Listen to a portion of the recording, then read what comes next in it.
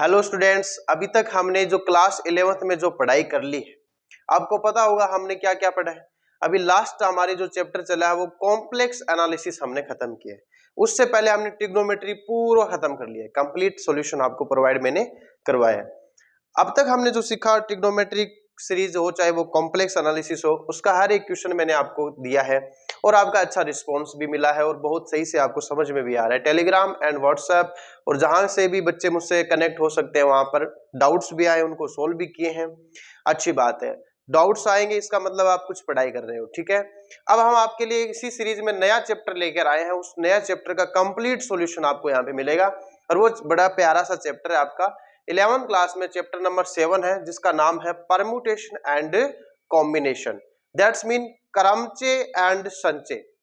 ये जो दो चीजें हैं, पहला सवाल तो ये कि इनका अर्थ क्या है, दूसरा सवाल ये बना क्यों, तीसरा सवाल ये कि हमारे किस चीज में काम आएगा, चौथा सवाल इसके प्रश्न हम कैसे कर पाएंगे, कंपटीशन में कैसे आते हैं। बात चाहे आईआईटी की हो चाहे एनडीए की हो या फिर आप कोई कॉम्पिटिटिव एग्जाम दे रहे हो जिसमें टेक्निकल चीजें आती हैं, उसमें परम्यूटेशन एंड कॉम्बिनेशन का तो जिक्र आए बिना रहे ऐसा तो हो नहीं सकता, ठीक है। परम्यूटेशन एंड कॉम्बिनेशन के सवाल बढ़िया बनते हैं, ये बात तो सिंपल सीधी सी बात है, इसमें तो कोई दो राह है नहीं। अब उनको अगर आप जिस तरह से इस एनसीईआरटी में है, थ्योरेटिकल पोर्शन है, वैसे समझ के करोगे गड़बड़ हो जाएगा। अगर इसको फील करोगे, अंडरस्टैंड करोगे, इसका कॉन्सेप्ट जानोगे और आप इनके जो क्वेश्चन को पढ़ने के बाद उसका आंसर अगर आप बहुत सिंपली दे रहे हो, ये आप में नजरिया बदलना जरूरी है। और इसके लिए हम कोशिश करेंगे कि मैं आपको कुछ कॉन्सेप्ट सिखा पाऊं परम्यूटेशन एंड कॉम्बिनेशन के, और अपने एनसीईआरटी लेवल का जितना इसमें है वो मैं आपको प्रोवाइड करवा दूंगा। उससे आगे का जो लेवल है वो हम जब नया बैच लेकर आएंगे, जब हम एडवांस का बैच लेके आएंगे, जब मेंस जेई एनडीए उनकी जब तैयारी करवाएंगे ना, तब उसमें हम इसमें एडवांस लेवल भी जरूर लेकर आएंगे। तो अब हम स्टार्ट करते हैं अपना परम्यूटेशन एंड कॉम्बिनेशन। सबसे पहले तो ये क्या है वो समझिए, ठीक है। मैं एक सिंपल से क्वेश्चन में आपका यहाँ पे ये आंसर देता हूं। जैसे कि आप ये मान लीजिए कि जैसे मेरे भांजे का नाम है उत्कर्ष, क्या है? उत्कर्ष, ठीक है। अब आप देखिए इस नाम में, उत्कर्ष नाम में कितने डिजिट है वो बताओ मुझे। 1 2 3 4 5 6 एंड 7, यानी 7 डिजिट है और एक भी डिजिट इसमें ऐसा नहीं है जो रिपीटिव हो, नहीं है, बिल्कुल नहीं है। इन 7 डिजिट से एक नाम तो उत्कर्ष बन चुका है। अब यदि मैं यू को टी की जगह, टी को यू की जगह लिखूं तो भी एक नाम बनेगा, बिल्कुल बनेगा। यानी इन 7 अक्षरों को अपनी अपनी जगह बदलने को बोलूं तो बहुत सारे नाम बन सकते हैं और आपसे पॉसिबल नहीं होगा कि आप चंद सेकंड में वो सारे के सारे नाम गिन के बता दो कि वो कितने होंगे, बताओ। नहीं, आप बता सकते हो क्या? जैसे एक सिंपल सा नाम है हमारे साथ, जैसे कि मान लीजिए कि अपना नाम है राम, क्या है? राम, ठीक है। अब राम में 3 डिजिट है तो राम को हम ऐसे लिख सकते हैं, इसमें ए पहले लिख दो, आर बाद में लिख दो, ये हो गया। फिर हम एम को पहले लिखेंगे, ए को बाद में लिखेंगे, या फिर जो हमारा हाँ एम और ए को फिक्स कर दिया। फिर हम आर और एम को भी बदल सकते हैं, ठीक है, ये भी बदल दिया।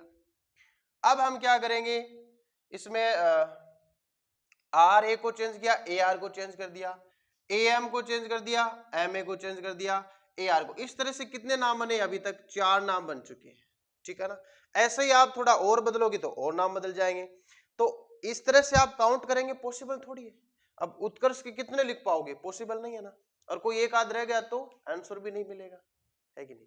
तो ऐसी कैलकुलेशन करने के लिए ये चैप्टर बना है जिसमें परमुटेशन एंड कॉम्बिनेशन, मैथमेटिकली लंबी लंबी कैलकुलेशन को शॉर्ट में करने के लिए चैप्टर बनाया गया है। बर्नौली जी जो मैथमेटिशियन, देखो हर एक मैथमेटिशियन क्या होते हैं, कैलकुलेटिव पार्ट को तो देखते हैं कि शॉर्ट कर दे। बहुत सारी लंबी लंबी श्रृंखलाएं जो पढ़ने में बहुत ज्यादा मुश्किल होगी उनको और इजी बना दे, यही मैथमेटिशियन का काम है, ठीक है ना। हमारे लिए बहुत बढ़िया चैप्टर है, हमें सीखने को मिलेगा। जैसे कि ये इसका आंसर दूंगा मैं आपको। अब ये 7 डिजिट्स है तो इसके टोटल कितने शब्द बन सकते हैं जिसका कोई मतलब भी ना निकले, ऐसी कोई बात नहीं है। अब जैसे इसको मार, एम ए आर, इसका कोई अर्थ तो नहीं है लेकिन नाम तो बन चुका है ना। तो वही बात है, हम यही सीखने वाले हैं कि इससे कितने सारे नाम बन सकते हैं, ठीक है। चलो, तो इसका क्या आंसर होगा? उसके लिए देखो, उसके लिए बर्नौली जी ने हमें एक फॉर्मूला दिया है, एक एल्गोरिथम दिया है। उस एल्गोरिथम में जैसे ही वो चीज डालेंगे फटाक से हमारा आंसर निकल जाएगा। जैसे कैसे? जैसे उसी तरीके से जैसे हमें साइन में 30 डिग्री रखते हैं, कितना वैल्यू आता है? 1/2। वैसे ही इसके आंसर निकालने के लिए एक वर्ड है जो आपको समझना पड़ेगा, जिसको बोलते हैं फैक्टोरियल। क्या बोलते हैं? फैक्टोरियल। फैक्टोरियल, फैक्टोरियल, ठीक है ना? और फैक्टोरियल को किससे लिखेंगे? हिंदी में देख लो आप, जिसको नहीं पढ़ा जाए, फैक्टोरियल, ठीक है, फैक्टोरियल। और फैक्टोरियल जैसे कि मान लीजिए फैक्टोरियल का जो साइन होता है ना वो ऐसे होता है, या तो आप ऐसे लगाओ किसी भी संख्या के आगे। जैसे यहाँ पे कितने डिजिट है? 7 डिजिट है, तो 7 के आगे ऐसे लगेगा, तो इसको क्या बोलेंगे? 7 फैक्टोरियल। हालांकि इसका अर्थ क्या है वो मैं आपको समझाऊंगा। या फिर इसको ऐसे भी लिखा जा सकता है, एल लिखो, थोड़ा एल के नीचे वाले हिस्से को थोड़ा आगे बढ़ा दो और उसके अंदर लिख दो 7, तो 7 का फैक्टोरियल, इसको फैक्टोरियल बोलते हैं। अब इसका मतलब क्या है वो समझिए आप, ठीक है ना? मतलब क्या है वो समझिए। सबसे पहले तो ये समझ लीजिए कि मान लो कोई भी एक संख्या है जो फैक्टोरियल के अंदर आ रही है, वो संख्या n का मान जो हो सकता है वो 0, 1, 2, 3 ऐसे होगा बच्चों। धनात्मक संख्याएं होंगी, ऋणात्मक संख्या नहीं होनी चाहिए, अपने सिलेबस के अकॉर्डिंग। अब देखिए बच्चों, आगे बढ़ेंगे अपन।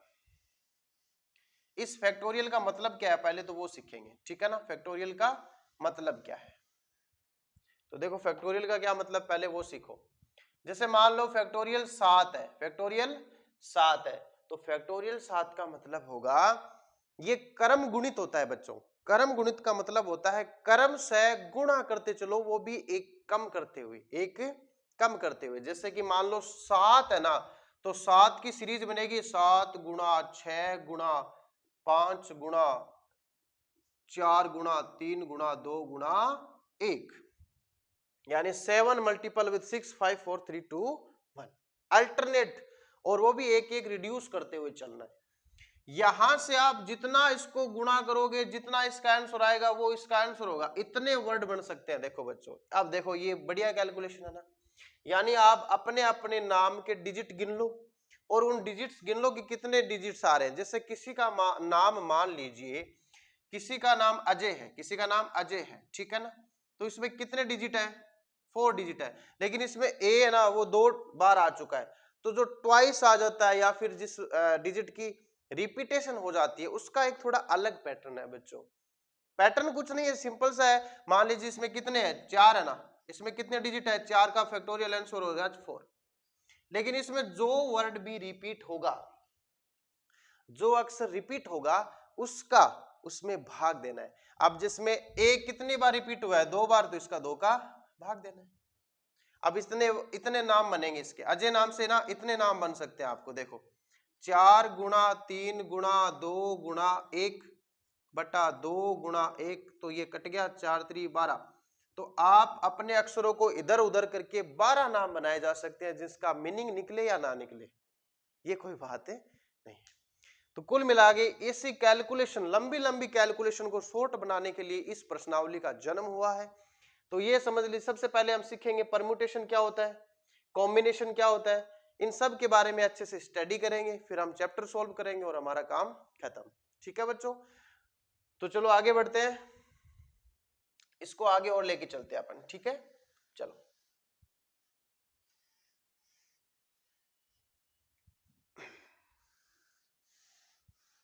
देखो बच्चों, परम्यूटेशन और कॉम्बिनेशन में क्या फर्क है, इसका मतलब क्या है, वो भी हम अभी सीखने वाले हैं। ठीक है, चलो हम स्टार्ट करते हैं। सबसे पहले आपको सिखाते हैं संचय और फिर सीखेंगे हम क्रमचय। अब देखो क्रमचय और संचय में कितना फर्क है ये आपको समझना होगा यहाँ पे, और इनके कुछ फॉर्मूले हैं वो भी हम सीखेंगे बड़े आसानी से। देखो कॉम्बिनेशन मतलब संचय, अब संचय का मतलब एक तरीके से स्टोरेज भी होता है ना। अपन हिंदी में बोलते हैं ना, किसी चीज का संचय कर लिया, हमने संचित किया, हमने बारिश के पानी को संचय कर लिया, ठीक है ना। तो संचय का मतलब होता है स्टोर करना, चुनना, कॉम्बिनेशन बनाना, चुनना, क्या चुनना, चूज करना, क्या करना, चूज। अब चूज क्या होता है, किसी चीज को चयन करना। मान लीजिए आप किसी शॉप में गए हो और आपको वहां पे बहुत सारी कलर के शर्ट मिल चुके हैं। मान लीजिए वहां पे 10 कलर के शर्ट है। कितने कलर के शर्ट है, 10 कलर के। ठीक है, आपको 10 कलर के शर्ट वहां पे लेना, सिर्फ आपको 2 ही शर्ट है। बताओ, 10 के 10 आपको पसंद है, 10 के 10 आपको पसंद है, लेने सिर्फ और सिर्फ आपको कोई 2 ही शर्ट है। अब आप बताओ, 10 शर्ट में से कोई 2 ही लेने हैं, तो टोटल आपसे पूछेगी, आप टोटल तरीके बताओ, टोटल चांस बताओ कि आप कितने तरीके से सिलेक्ट कर सकते हो। जैसे कि पहले मान लो आपने ब्लैक कलर और व्हाइट कलर को चूज किया, ये हो सकता है। फिर आपने ब्लैक एंड ब्लू को चूज किया, तो देखो 2 कॉम्बिनेशन हो गए। फिर आपने ब्लैक के साथ मान लीजिए इंडिगो, ब्लैक के साथ पर्पल, ब्लैक के साथ रेड, ऐसे कितने कॉम्बिनेशन बन सकते हैं, बहुत सारे बन सकते हो। गिनने बैठोगे तो आपका पूरा दिन निकल जाएगा। तो ऐसे लंबी कैलकुलेशन को खत्म करने के लिए कॉम्बिनेशन का फॉर्मूला आ रहा है, वो देखो क्या आ रहा है, सुनो। 10 कलर में से कितने कलर के शर्ट लेने हैं आपको, 2 ही कलर के शर्ट आपको लेने हैं, तो कितने सारे कॉम्बिनेशन बन सकते हैं वो सुनिएगा। चूंकि हमें क्या करना है, चूज, और चूज का सबसे पहला अक्षर क्या है, सी। क्या है, सी। अब ये सी का देखो वैल्यू बढ़ जाएगा यहाँ पे। आज हम एबीसीडी के देखो सी डिजिट का वैल्यू बढ़ा देंगे। अब ये सी क्या है, सुनेगा। टोटल कितने होते हैं, 10, वो तो लिख दो ऊपर। ठीक है ना, अब टोटल जो होते हैं ना आपके वो 10 है। 10 में से चूज करने हैं तो सी एच और डबल ओ एस सी का चूज का सी आ गया, या फिर आपके कितने कॉम्बिनेशन का सी आ चुका है, कॉम्बिनेशन का सी आ चुका है यहाँ पे। ठीक है, ये देखो कॉम्बिनेशन का क्या आ चुका है, सी। इस कॉम्बिनेशन का सी लेने कितने हैं, 2, तो ये इसका आंसर है 10C2। इसका आंसर क्या होगा, 10C2। मतलब ये है कि 10 में से 2 शर्ट आपने चूज किए। ठीक है, अब इसको विस्तार कैसे करेंगे, फाइनल आंसर कैसे आएगा, तो उसका एक फॉर्मूला है बच्चों। क्या फॉर्मूला है, सुनिएगा। फॉर्मूला सीधा सा है कि अगर आपके पास NCR हो, NCR हो, क्या हो, R। अब ये R क्या होता है, N वस्तुओं में से R वस्तुएं पसंद करने के तरीके। N वस्तुओं में से R वस्तुएं चूज करने के तरीके, कितने कॉम्बिनेशन आप बना सकते हो, उसको बोलते हैं NCR। और उस NCR का जो वैल्यू होता है, यहां पे चलो इसको हम थोड़ा छोटा लिख देते हैं। ठीक है, कि NCR का जो वैल्यू होता है ना, ऊपर होगा फैक्टोरियल N, फैक्टोरियल N, नीचे होगा फैक्टोरियल R और फैक्टोरियल N माइनस R। बच्चों ये 3 प्रकार की कैलकुलेशन है। आपको एक बार अजीब लग रहा होगा, कोई बड़ी बात नहीं है, आपको याद हो जाएगा। 2 ही फॉर्मूले, इस पूरे चैप्टर में सिर्फ 2 फॉर्मूले हैं, पूरे कंप्लीट चैप्टर में सिर्फ 2 ही फॉर्मूले। अब आप बताओ, 2 फॉर्मूले तो आप याद कर सकते हो, कोई बड़ी बात नहीं होती। ये इसका आंसर हो जाएगा। जैसे अब देखो, आप समझिए, 10 कलर के शर्ट में से आपको कोई 2 कलर के शर्ट लेने हैं, तो आप कितने तरीके अपनाओगे। आंसर ऊपर फैक्टोरियल 10, नीचे 2 है तो फैक्टोरियल 2, फिर दोनों को घटा के लिख दो, 10 में से 2 गया 8। अब इसको आप सोल्व कर लो, कैसे करोगे सुनो, वो हम आपको आगे सिखाऊंगा। अभी तो कैलकुलेशन बहुत सारी सीखनी है। एक बार आप थोड़ा सा मीनिंग समझो। यहां पर सिर्फ और सिर्फ कॉम्बिनेशन होता है, संचय होता है, स्टोरेज होता है, चुनना होता है, सिर्फ चूज कर सकते हैं अपन। जैसे 10 कलर में से 2 कलर के शर्ट अपन को चूज करने हैं, तो वो NCR होता है, उसमें से 10C2 हो गया। ठीक है, क्रमचय क्या होता है। अब क्रमचय थोड़ा एक जबरदस्त चीज है, क्रमचय बहुत शानदार चीज है। कैसे, देखो आपको मैं एक अपना उदाहरण बता देता हूं, सुनिएगा। मान लीजिएगा कि हमारे पास 5 बैट्समैन है, 5 कीपर है, 5 विकेट कीपर है। ठीक है ना, 5 विकेट कीपर है। मान लीजिए कि अपने पास है जैसे KL राहुल है, ईशान किशन है, संजू सैमसन है। ठीक है, और MS धोनी को तो अब देखो चूज में नहीं ले सकते, वो तो लीजेंड है। वैसे सारे लीजेंड ही है, और 2 और कोई ले लो आप। ठीक है, जैसे पार्थिव पटेल है, ठीक है ना, रिद्धिमान शाह है। जैसे हमारे पास 5 विकेट कीपर हो गए। अब हमें वर्ल्ड कप में जाना है, और इनमें से कोई एक निको 2 तो लेना पड़ेगा ना, कोई 2 हमें चूज करना है। ठीक है, वो हम लेते हैं। तो 5 विकेट कीपर है, 5 विकेट कीपर से हमको 2 पसंद करने हैं और दोनों को किस तरह से अपन एडजस्ट कर सकते हैं, उनको एक सीट पे बिठाना है। हमारे पास 2 सीटें हैं, एक ये वाली और एक ये वाली। अपन को इस सीट पे बिठाना है, इस सीट पे बिठाना है, ठीक है। पहले तो आपको देखो इस क्वेश्चन को कैसे करेंगे, 5 कीपर से 2 को पसंद करना है, तो 5 से 2 को पसंद करने का मतलब 5 में से चूज किए मैंने 2, यहां तक तो वो मैंने सिर्फ और 2 चूज किए, यानी यहां पर कॉम्बिनेशन का काम हुआ है, यहां पर कॉम्बिनेशन का काम हुआ है। लेकिन बच्चों अब चूज करने के बाद मेरे पास 2 आ गए विकेट कीपर, देखो ऐसे, अब ये कोई भी 2 हो सकते हैं, मुझे नहीं पता कितने, लेकिन ये 2 अगर यहां पे बैठेंगे, मान लो कि ये बंदा पहला और ये दूसरा, तो ये मैंने पहला और दूसरा बिठा दिया। क्या ये पॉसिबिलिटी नहीं है कि इसमें आप पहले दूसरे को बिठाओ और फिर पहले को बिठाओ यहाँ पे? तो कितने तरीके हैं? 2 तरीके है कि नहीं? 2 तरीके है ना, यानी ऐसे भी बैठ सकते हैं, ऐसे भी, तो इसके अलग कैसे बनेंगे, इसके अलग कैसे बनेंगे? तो इतने तो, ये तो मैंने सिर्फ 2 का ही किया। अब मान लो मैं ऐसे कह दूं कि 100 आदमियों से में से को 50 आदमी लेने हैं, उन 50 आदमियों को 50 सीट पर बिठाने के कितने तरीके होंगे? उसका जवाब कौन देगा?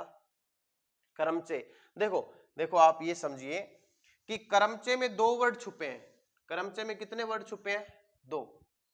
एक तो है करम और एक है चय, और चय से किससे बना है? चयन से। यानी इसमें क्या होगा, सबसे पहले आप क्या करो? चयन करो। क्या करो? चयन। फिर गुणा करके उसको क्या देगा? ये कर्म भी बनाएंगे, कर्म में भी आपको बताना पड़ेगा। तो यानी इसमें 2 चीजें होती है, एक तो होता है चयन, और चयन के बाद में उनको एक क्रम में भी बिठाना पड़ेगा, ठीक है। उनका रिप्लाई, उनका आंसर कौन देगा? क्रमचे। क्रमचे का मतलब होता है तरीके, कि आप कितने तरीके से इस काम को कर सकते हो, वो टोटल तरीके आपको क्रमचे आंसर देगा। क्या होता है क्रमचे, मैं आपको समझाता हूं। अच्छा, क्रमचे में कॉम्बिनेशन छुपा होता है, क्योंकि कॉम्बिनेशन पहले बनाओगे फिर उनको एडजस्ट करोगे। देखिए मैं आपको सिंपल तरीके से बताता हूं कि इसका जो मीनिंग होता है पहले वो समझ लीजिए कि n वस्तुओं को, n वस्तुओं से r वस्तुएं लेकर और उसको एक क्रम में बनाने का जो तरीका होता है वो क्रमचे होता है, और उसका मीनिंग होता है ऊपर फैक्टोरियल n, नीचे factorial n minus r। Simple सा। यहाँ पे जो r होता है वो यहां से हट जाता है बच्चा पार्टी। कैसे हटेगा वो भी मैं आपको समझाऊंगा, उसमें कोई बड़ी बात नहीं है। सबसे पहले आप इसको नोट करो, क्रमचे का फॉर्मूला ये होता है, संचय का फॉर्मूला ये होता है। तो सबसे पहले तो आप इन फॉर्मूलों को नोट करो, ठीक है ना, ये फॉर्मूले जरूरी है आपको। फिर आगे बढ़ेंगे हम, सबसे पहले इतना नोट करो, ठीक है। अच्छा, फैक्टोरियल क्या होता है वो भी समझ लीजिए। जैसे फैक्टोरियल 5, तो इसका मतलब है 5 से नीचे घटाते चलो, 5 गुणा 4 गुणा 3 गुणा 2 गुणा 1। जीरो नहीं जाएंगे, जीरो जाएंगे तो सारा कुछ जीरो हो जाएगा। और एक बात और, फैक्टोरियल 1 का मान 1 होता है, फैक्टोरियल 0 का मान भी कितना होना है? 1 होना है, ठीक है। अच्छा, फैक्टोरियल का मतलब क्या है मैं आपको बताऊंगा। देखो फैक्टोरियल 5 का मतलब होता है 5 आदमी अपने पास है, 5 कुर्सी पड़ी है, तो 5 आदमी को 5 कुर्सियों पर कितने तरीके से बिठाया जा सकता है? एक बार तो ऐसे सारे के सारे बैठ जाओ, भी बैठ गए। फिर हो सकता है हम पहले और दूसरे आदमी को चेंज कर दें कि पहला दूसरे की जगह बैठ जाए, दूसरा पहले की जगह बैठ जाए, तो हो गया ना दूसरा तरीका। ऐसे ही आप बहुत सारे तरीके से बदल सकते हो, आप गिनोगे तो आप पागल हो जाओगे। तो डायरेक्ट आप फैक्टोरियल 5 लगा दो। 5 कुर्सी है, 5 आदमी है, तो 5 कुर्सियों पे 5 आदमियों के बैठने के तरीके हो जाएंगे फैक्टोरियल 5। और फैक्टोरियल 5 को इससे हल करोगे, 5 चौक 20 या 60 दूनी 120, यानी 120 तरीके से बिठाए जा सकते हैं। 120 तरीके से वो आदमी बैठ सकते हैं, ठीक है ना। तो चलो इनको नोट करो, फिर आगे बढ़ते हैं अपन। नोट करो,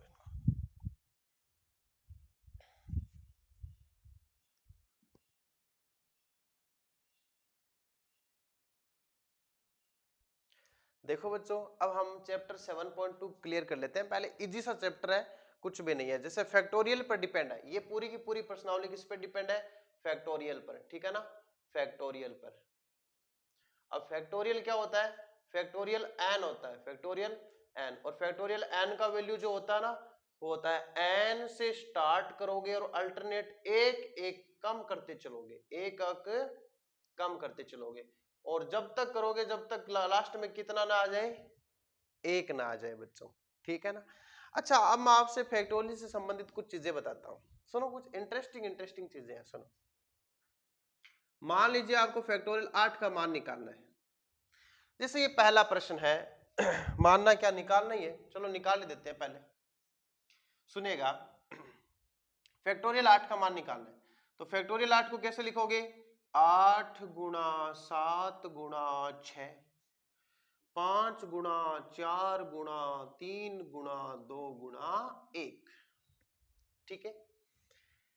गुणा करो, देखें, 5 चौक 20, 20 या 60 दूनी 120, तो यहां तक 120 आ चुका है, ठीक है। यहां पे देखो, सातुच की 42, सातुच की 42 और गुणा में रह गया 8, ठीक है। चलो, 8 दूनी 16, 8 चौक 32 और 1 33 गुणा 120 और बराबर आ जाएगा 12, जीरो ऐसे आ चुका है, 12 छिकाणी 72, असल की आ गई 2, 12 तिया 36, 36 और 7 हो जाएंगे 43, हासिल आ जाएगी 4, 12 तिया 36 और 4 40, 320। तो ये देखो बच्चों, ये आ जाएगा इसका वैल्यू 40,320, 40,320 तरीके आ गए। ये फैक्टोरियल 8 का मान है बच्चों, किसका मान है, फैक्टोरियल 8 का मान है, ठीक है। ऐसे ही अगर आपको इसका वैल्यू निकालना है, फैक्टोरियल 4 माइनस फैक्टोरियल 3, तो इसका मतलब क्या हुआ, सुनो ध्यान से देखना, 4 को खोलो 4 3 2 1, 3 को खोलो 3 गुणा 2 गुणा 1, तो देखो 4 3 12 दूनी 24, 3 दूनी 6, 24 में से 6 गए 18। देखो कितना सिंपल है, ये बताइए आप इतना कर सकते हो क्या, बिल्कुल कर सकते हैं, इसमें कोई दो राय नहीं है, लेकिन मैं आपको कुछ सिखाना चाहता हूं, वो सीखेंगे। मैं आपसे पूछना चाहता हूं कि फैक्टोरियल 1 का मान कितना होता है, सर 1, फैक्टोरियल 0 का मान भी 1 होता है, फैक्टोरियल 2 का मान, अच्छा फैक्टोरियल 0 का मान 1 मतलब क्या है, फैक्टोरियल के अंदर 0 जाने का मतलब है जीरो चीज, मतलब कुछ भी नहीं है, उसको आप कितने तरीके से एडजस्ट कर सकते हो, सिर्फ एक तरीके से, भाई जैसा है वैसा बैठे रहो, जो नहीं है वो नहीं है। मतलब एक मूवी है ना, उसमें बोलता है मैं 3 तरीके के न लगाऊंगा हेरा फेरी में, बाबू भैया, कि एक में ठंडा पानी आएगा गर्म, और एक में आएगा ही नहीं, जिसको नहीं आने का वो उसके नीचे बैठने का, तो जो है ही नहीं उसको बस सिंपल तरीका है, जो नहीं है बस वो नहीं है, वो एक तरीके से व्यवस्थित हो सकता है। एक आम को एक आदमी एक तरीके से खा सकता है, 0 आम को एक आदमी कितने तरीके से खा सकता है, एक तरीके से वो खा ही नहीं सकता, ठीक है। फैक्टोरियल 2 का मान होता है 2 गुणा 1, फैक्टोरियल 3 का मान होता है 3 गुणा 2 गुणा 1, यानी 2 और 3 दूनी 6, फैक्टोरियल 4 का मान होता है 4 गुणा 3 गुणा 2 गुणा 1। अब यहां से मैं आपको सिखाना शुरू करूंगा, 4 3 12 दूनी 24, लेकिन बच्चों मुझे एक बात बताओ, 3 गुणा 2 गुणा 1 फैक्टोरियल 3 का ही तो मान है, यहां पे थोड़ा ध्यान देना आप, ये किसका मान है, फैक्टोरियल 3 का, तो क्या आप इसको ऐसे लिख सकते हो 4 गुणा फैक्टोरियल 3, भाई 4 जो है यहां से और इसका मान फैक्टोरियल 3, यानी आप फैक्टोरियल 4 को 4 लिखकर फिर 3 पे फैक्टोरियल बंद भी कर सकते हो, यहां पर सीखने वाली बात है, ये सबसे इंपॉर्टेंट बात है, ठीक है। इसका मान 6 होता ही है, 6 चौके 24, जैसे मान लो आपको फैक्टोरियल 5 का मान निकालना है, तो 5 लिखो और फिर 4 पे बंद कर दो, 5 को तो लिखो फिर 4 पे क्या कर दो, बंद, बात समझ में आ रही है ना, यानी फैक्टोरियल को हम ऐसे बंद कर सकते हैं। 4 का मान अभी अभी 24, 24 पंजो 120, बात समझ में आ रही है आपको, ठीक है। जैसे ये अभी इसमें क्या उतारना है, मिटा देता हूं, इजी सा, कोई बड़ी बात है नहीं है इसमें, सिंपल सा था। चलो, यानी फैक्टोरियल आपको 6 निकालना है, तो आप कैसे लिखते हो, 6 गुणा 5 गुणा 4 गुणा 3 गुणा 2 गुणा 1। अगर आपको इसको ऐसे लिखना हो 6 गुणा, अब इसका वैल्यू तो आप फैक्टोरियल 5 लिख सकते हो ना, क्योंकि 5 से लेकर 1 तक क्रम होता है, फैक्टोरियल 5 का होता है, फैक्टोरियल 5 का होता है, तो 6 गुणा फैक्टोरियल 5 का अभी कितना है 120, इसको गुणा करेंगे 720 आ जाएगा। तो फैक्टोरियल 6 का मान कितना हो जाएगा 720, है ना। तो इस तरह से आपको फैक्टोरियल से क्या सीखने को मिल गया कि फैक्टोरियल n का जो मान होता है ना n गुणा, उसमें से जैसे ही एक कम करेंगे उस पर हम कंट्रोल कर सकते हैं, कंट्रोल कर सकते हैं। और भी आगे जा सकते हैं, n गुणा और n-2 पे भी कंट्रोल किया जा सकता है। यानी एक कम कर दिया, उससे कम कर दिया, वहां पे रोक दो, आपका जैसे मन करे वहां पे रोक सकते हो। आप जरूरी है कि 5 पे रोको, इसको आप ऐसा भी लिख सकते हो 6 गुणा 5 गुणा फिर 4 पे फैक्टोरियल लगा दो। भाई कोई दिक्कत थोड़ी है, बताओ, कोई दिक्कत नहीं है। इसका मतलब फैक्टोरियल बहुत आसान चीज है, बस आपको यहाँ पे ये चैप्टर मैं कंप्लीट करवा देता हूँ, फिर आपको कोई दिक्कत नहीं होगी। इनको नोट कर लो आप अच्छे से, ये वाली चीज थोड़ी सी निकल के आई है तो इसको थोड़ा ध्यान दे लो, ठीक है। बाकी तो मैंने आपको एग्जाम्पल से स्पष्ट करवा दिया। फैक्टोरियल 8 का मान 40,320, फैक्टोरियल 5 का मान सारे याद रखेंगे 120, वेरी इंपॉर्टेंट। और फैक्टोरियल 7 का मान भी याद होना चाहिए, वो अभी हम पढ़ेंगे। 50-40 होता है वैसे। फैक्टोरियल 7 का मान कितना होगा 7 गुणा फैक्टोरियल 6, 7 गुणा 720 कितना हो जाएगा 7 दूनी 14, 49 और 1 50, 50-40। ये भी आपको याद है होना चाहिए, ठीक है। चलो आगे बढ़ते हैं, नोट करो इसको।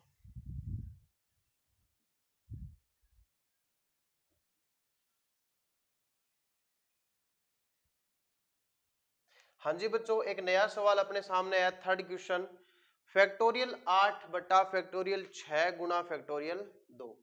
यानी हमें यहाँ पे फैक्टोरियल को सोल्व करना है।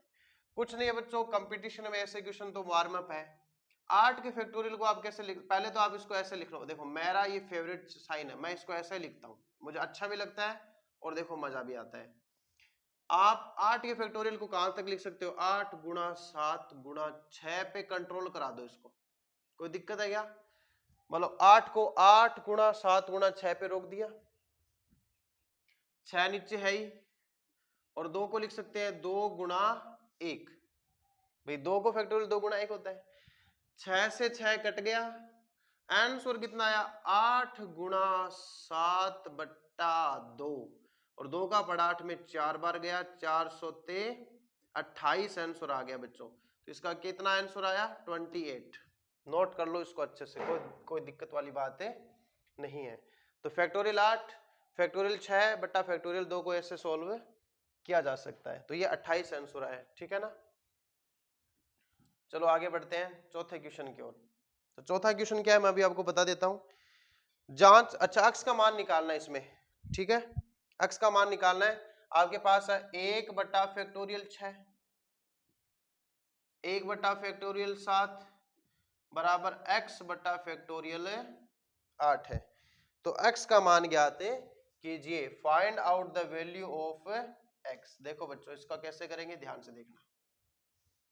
आपको x का मान निकालना है, आप एक काम कीजिए, इसमें यहाँ पे आप चाहे तो लघुत्तम भी ले सकते हैं, अदरवाइज इसका एक तरीका और भी है, बहुत सिंपल सा है, मैं आपको कराने वाला हूं।